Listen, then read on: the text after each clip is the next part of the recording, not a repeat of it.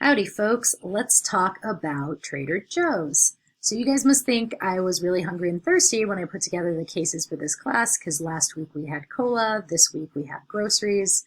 Probably some truth to that, but Trader Joe's is a company near and dear to my heart. As the case described, they're kind of key customer demographic or underpaid intellectual types, and academics really do fit pretty well in that category. Now I live in Alaska, but until I moved here and I lived in the lower 48, I don't think I was ever more than a few miles away from a Trader Joe's. So it's a store I know well. If you have no exposure to Trader Joe's, you might have read this case and said, it has a wonky layout and limited parking, and it sounds pretty awful. But somehow, all those things it does works for its customers. Let's talk about that. So how do firms in the supermarket industry make money? What I was looking for you to do in this question is conduct a financial ratio analysis. So use that information that was presented in the case and then basically calculate a few financial ratios and try to use that information to inform thinking about the strategy of these companies. So I didn't want to give it all away and show my entire hand here, but I'll show you what I did, at least for Whole Foods. So I calculated gross margin, SG&A as percent of sales, profit margin, asset turns, and financial leverage. So there's the three DuPont ratios, return on assets, and return on equity.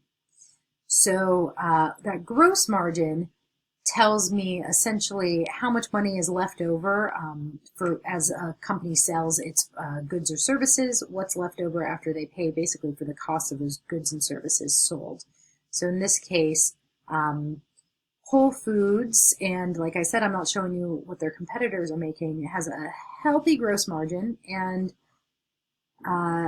but then they spend quite a bit of money. That SG&A category includes all their kind of overhead expenses, things like marketing, creating a nice ambiance in the stores, etc. They spend a lot of money there. So then you get to their profit margin, and it's still pretty slim. So I think it becomes clearer if you look at the entire industry and not just Whole Foods, but you're looking at an industry where you're trying to sell at a low margin, but with a higher volume of sales. So that asset turns tells you a little bit about how frequently they're selling. And so you would see a higher asset turn ratio, a lower profit margin in an industry like this. Financial leverage really just tells you something about the way they chose to finance themselves, which is interesting if you look at the whole industry and not just Whole Foods.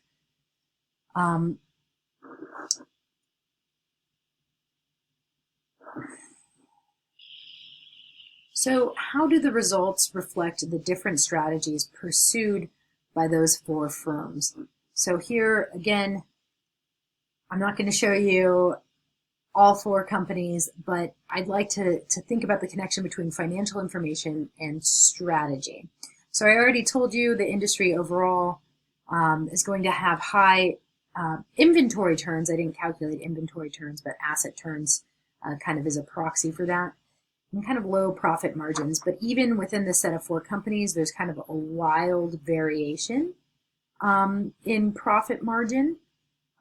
And, just talking about the two kind of generic strategies, differentiation versus being a cost leader, you're going to see a different financial profile for a differentiation strategy than you would for a cost leader. So think about which of these ratios might look different for those two. Then, given what you know about Trader Joe's, how would you describe Trader Joe's strategy? So this question is interesting because we spent the first couple questions playing around with financial information, and then I didn't give you any financial information at all for Trader Joe's, so it's kind of a different task here. Many of you will say it's a pure differentiation strategy, but I'd like you to think about the fact that Trader Joe's has this everyday low price promise. They're not following the same kind of strategy as Whole Foods. They certainly look different, and you can ascertain that even if you've never been in a Whole Foods or a Trader Joe's just by the information in the case. So are they some sort of in-between? Porter uses the term integration strategy to describe a firm that is both a cost leader and differentiated, and he is kind of leery that these firms can maintain that kind of straddling place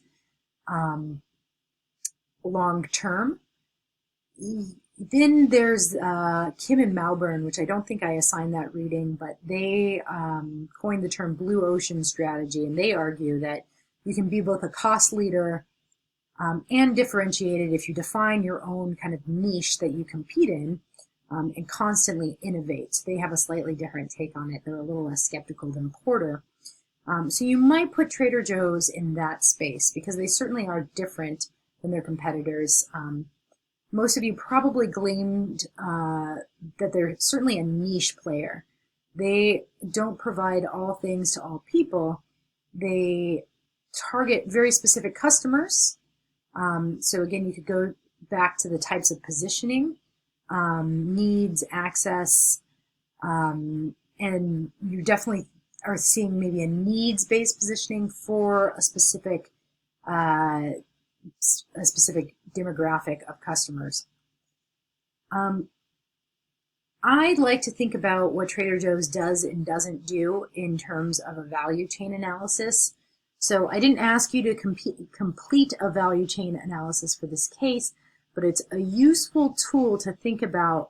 It might be relevant for some of your group projects to basically think about how Trader Joe's gets goods into customers' hands and what makes their kind of set of activities unique or different than their competitors. Like if you were to pick out one element here of what leads to their competitive advantage, it might actually be difficult because you lay out everything they do and you might say it really is those cool products. That's what makes them special. But products can be imitated, and you'll see that that some of their competitors do actually imitate the products that Trader Joe's offers.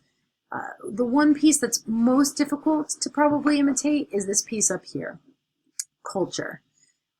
That's not to say it's the only source of their competitive advantage. I think you have this causal ambiguity because they have many interrelated activities and this good internal fit amongst them.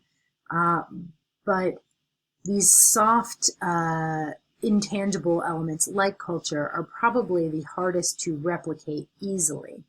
So that might be a lesson to take away if you think about your own employer or where you'd like to work. What is their source of competitive advantage? Is it just the products they offer? Is it the perks they give to employees and the people they hire? Or is there some other element that kind of binds it all together?